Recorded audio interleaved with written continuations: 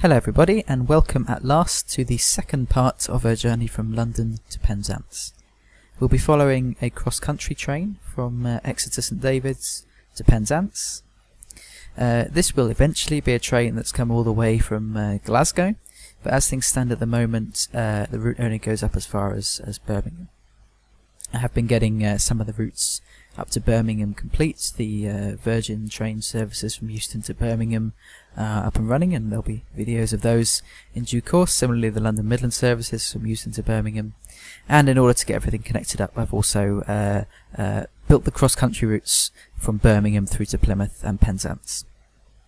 So I talked a little bit in the first part of this video about how the Great Western routes pose something of a problem to my ambition to simulate the off-peak UK timetable. And the Penzance route is kind of chief among these. It really demonstrates the limits of the possibility of giving a complete off-peak timetable. So I thought I'd say a little bit about what the problem is and how I go about solving that. The service to Penzance, especially the cross-country service, is interestingly irregular, and that's mainly forced upon the timetable by the 24-hour cycle that all trains obviously follow. So there are only 2 cross-country services through to Scotland which depart from Penzance every day, and those leave quite early in the morning. Similarly, there are only 2 cross-country services from Scotland, and they both arrive in the evening. And the reason for that is, of course, that they're both approximately 12-hour trips.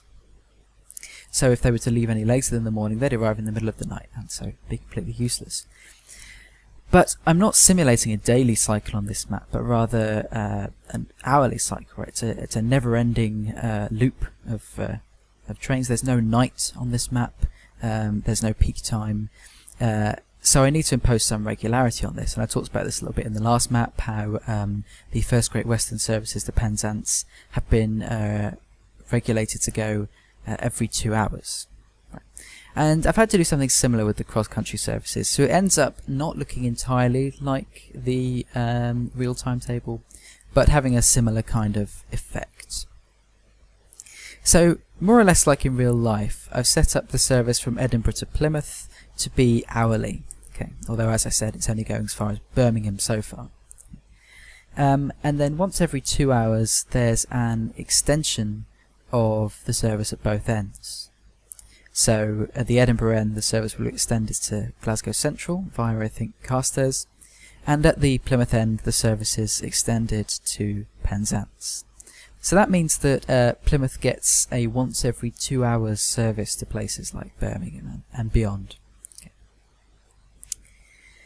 So that's somewhat better than in real life, but of course it's kind of, as I said, forced upon this simulation by the need to impose some regularity. So this kind of raises questions about whether anything better could be done within Simutrans. So I've taken the decision to simulate an off-peak timetable as best as possible, and it's only with very long distance services that becomes a little bit inaccurate. Would it be possible to do something even more accurate and simulate a whole day's timetable from the early morning services through to the peak when there's far more services on the track, and so give an accurate simulation of the fact that there are only in fact 2 trains a day or whatever from Glasgow to Penzance? I've been thinking a little bit about this, and I think the answer is that it would be possible, just about, but that the workload involved in getting it to work would be even more prohibitively crazy than this map is already. Okay. Because you can set things which work like timetables in Simutrans Experimental, as I explained in an earlier video, you can set the trains to go on a 24-hour cycle. So I could tell this train just to go once per day and leave Glasgow Central at 8 o'clock or whatever, and then get to Penzance at 9 o'clock at night. But there would be a number of problems with doing this, quite apart from the fact that it would take so much more effort to program all the timetable details, all the changes at peak time, find somewhere to put all the units that only get used at peak time. It would also have to be on a more than 1 day cycle. I wouldn't just be able to do a single day cycle, because your train, which starts at Glasgow in the morning and ends at Penzance at night, will then have to do something else on the second day. Right, because it can't start at Glasgow again the next morning because you left it at Penzance the night before. So for services like that, I'd have to run it on a 2 daily cycle. Okay. And so this speaks to a much broader problem, which is that you'd need a lot of data about diagrams, that is, the kind of work order for each individual unit, in order to make a properly accurate timetable function. And as things stand, I don't know how to come by that data. I can just about come by all the detailed timetable data, but as to what diagrams all the different units run, I wouldn't know where to find that. I don't even know if it's accessible to lay people. So I think what I'm building here is probably the most accurate that's reasonably possible within Simutrans as things stand. There are other problems as well. So at the moment, Simutrans has no way to simulate the fact that traffic levels are very different at different times of day. So there are two main problems with that. One is that it doesn't know how to simulate peak times, that is to increase the volume of passengers at certain times of day, and it doesn't know how to stop generating passengers at night. So if I were to simulate a 24-hourly cycle whereby there were no trains or hardly any trains at night, then there would just be a build-up of passengers at certain stations overnight, and then there'd be thousands of passengers waiting at each station when the first train rolled in at 5 AM. Right. So as things stand, I think